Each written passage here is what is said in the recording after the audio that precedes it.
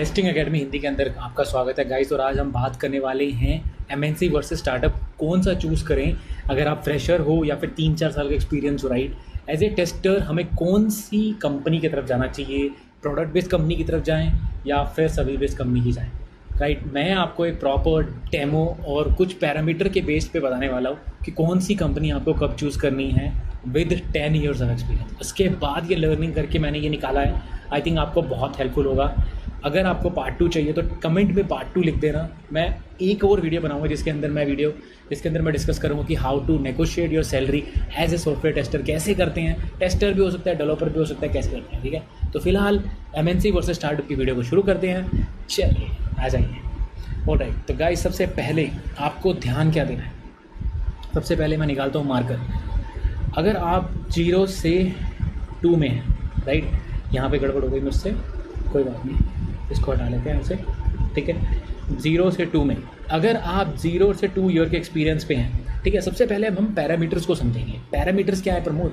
Basically आपको देखना है कि कहाँ पे आपको अच्छा वर्क मिल रहा है, कहाँ पे आपको अच्छी सैलरी मिल रही है, ठीक है, कहाँ पे आपको मोर अपॉर्चुनिटी मिल रही है, कहाँ पे आपको वर्क लाइफ बैलेंस, इसको लाइफ बैलेंस कहते हो आप, ठीक है, बैलेंस मिल रहा है, कहाँ पे आपकी नेटवर्किंग हो रही है। ये बहुत इंपॉर्टेंट है एक्चुअली। फ्रेशर्स और 3 साल 4 साल के एक्सपीरियंस पर ना वहाँ पे नेटवर्किंग ही नहीं देखते। नेटवर्किंग का मतलब है कि वो एक बिग ब्रांड को छोड़ देते हैं और एक स्टार्टअप ज्वाइन कर लेते हैं जहाँ पे उनको नेटवर्किंग नहीं मिलती, मोर अपॉर्चुनिटीज़ नहीं मिलती।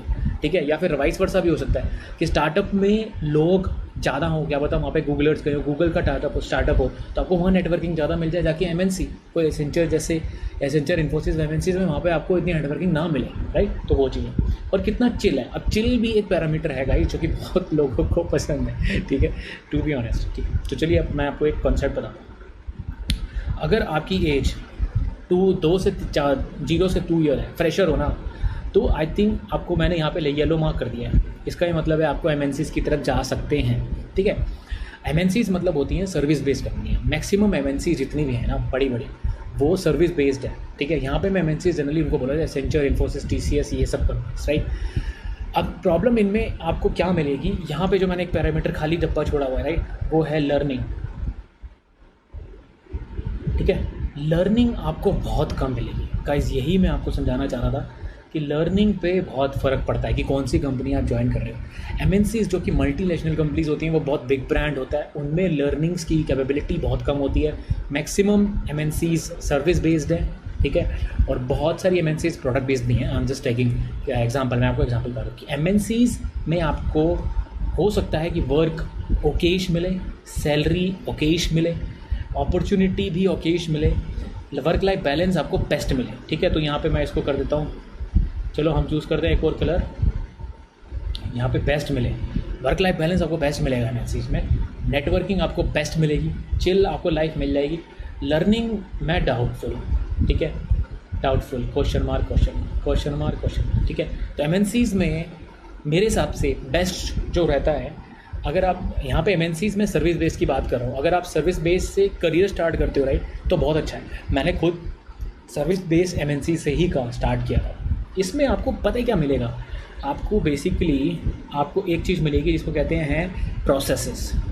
आपको प्रोसेस के बारे में पता चल जाएगा कि कौन सी प्रोसेस काम करती है, ईमेल एटिकेट्स क्या होते हैं, ठीक है, कैसे क्लाइंट से बात करनी है, हर चीज़ का आपको एक प्रॉपर डॉक्यूमेंटेशन मिलेगा। हर चीज़ आपको वहाँ मिलेगी। जबकि जब स्टार्टअप की बात करूँगा ना मैं आपको, यहाँ पे खदेड़ देंगे आपको। यहाँ पे कोई प्रोसेस डॉक्यूमेंटेशन नहीं है, अपना काम करो, आपको खुद सीख के काम करना पड़ेगा।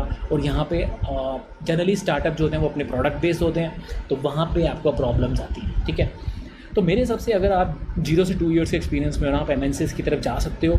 मैं यहाँ पर बोलूँगा कि आप सर्विस बेस्ड भी जा सकते हो, उसमें आपको प्रोसेसेस के बारे में समझने में आ जाएगा। यहाँ पे प्रॉब्लम बस लर्निंग की होती है कि लर्निंग आपकी थोड़ी सी कम रहेगी, एमएनसीज में कम रहेगी, लेकिन आपको वर्क लाइफ बैलेंस मिल जाएगा, अपॉर्चुनिटीज़ भी ओकेश मिल जाएंगी। ठीक है, सैलरी तो यहाँ पे खैर क्वेश्चन मार्क है, कम ही देते हैं एमएनसीज वाले। ठीक है, अब मूव करते हैं स्टार्टअप पे। ठीक है, स्टार्टअप में मेरे ख्याल से इस एज में कई बार क्या होता है कि बहुत लोग क्वेश्चन करेंगे कि जनरली 7 ईयर्स और 8 ईयर के बाद ना लोग स्टार्टअप में थोड़ा अवॉइड करते हैं, क्योंकि उनको चाहिए लाइफ में वर्क लाइफ बैलेंस। ठीक है, उनको बैलेंस चाहिए, उनको सैलरी इनफ मिल चुकी है, उन्होंने देख चुके हैं वो।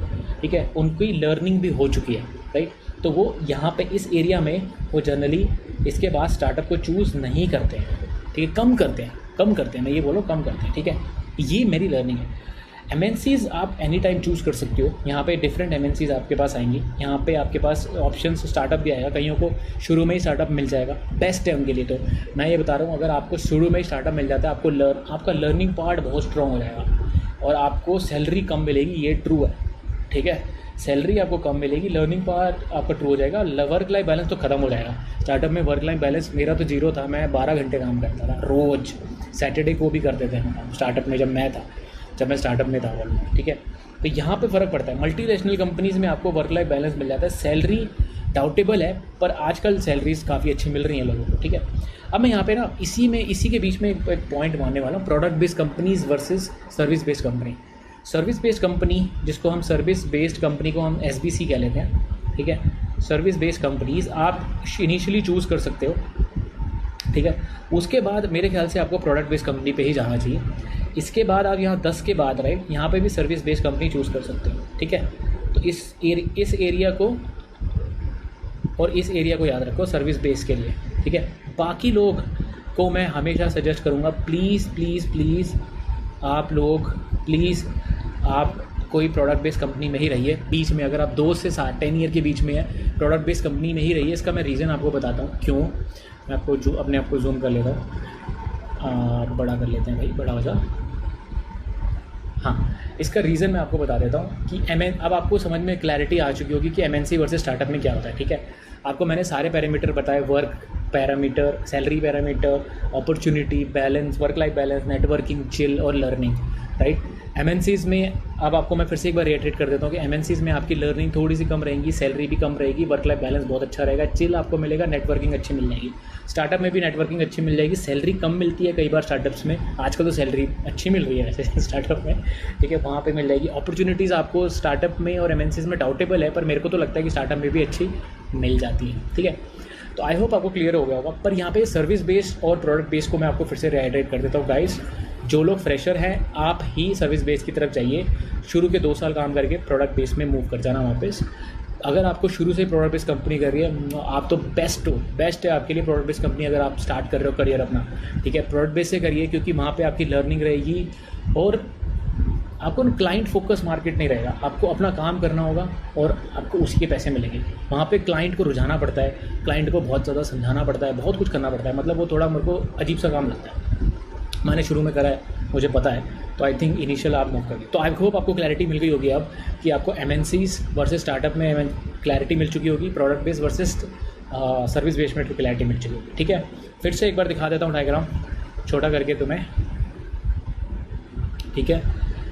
ये एक डायग्राम को फॉलो करो, ठीक। यहाँ पे जब 0 to 2 यूरो MNCs की तरफ जा सकते हो, पर स्टार्टअप में जाओगे तो बेटर है। इस एरिया में तो स्टार्टअप की तरफ रहना और प्रोडक्ट बेस्ड कंपनी को चूज़ करो।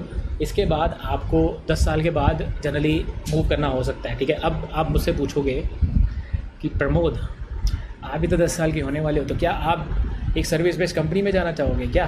तो नहीं, ऐसा नहीं है। मुझे पसंद है स्ट्रगल, मेरी कोई लाइफ नहीं है, ठीक है। मुझे चिल पसंद नहीं है ऐसे ट्रू नहीं है, आई एम जस्ट सेइंग कि ठीक है, मुझे पसंद है काम करना। प्रोडक्ट बेस्ड कंपनी में ही मैंने शुरू से काम किया है, सर्विस बेस्ड में मैंने इनिशियली किया था, तो मुझे सर्विस बेस्ड कंपनियाँ इतनी अच्छी नहीं लगती। वहाँ पे प्रोसेसेस बहुत ज़्यादा होते हैं। स्टार्टअप्स में हाई सैलरी स्टार्टअप्स जहाँ पे वर्क लाइफ बैलेंस भी ओके हो और लर्निंग्स बहुत हो, उसमें बहुत पसंद मज़ा आता है, ठीक है। तो ये पैरामीटर से मैंने जज किया हुआ, ठीक है। आई होप आपको वीडियो समझ में आई होगी। पार्ट 2 लिख देना, जिसके अंदर मैं आपको बताने वाला हूँ कि QA को कैसे अपनी सैलरी को नेगोशिएट करना है। मैंने खुद कैसे अपनी 5+ कंपनीज़ में HR से प्रॉपरली अपनी सैलरी को नेगोशिएट किया है और हायर बैंड पे सैलरी लिया, ठीक है। वो पूरा मैं एक्सपीरियंस आपको अच्छे से बताऊंगा, ठीक है। ऐसी वीडियोस अच्छी लग रही हैं तो लाइक कर जाओ, सब्सक्राइब करके जाओ और अगली वीडियो में मिलता हूँ। बाय।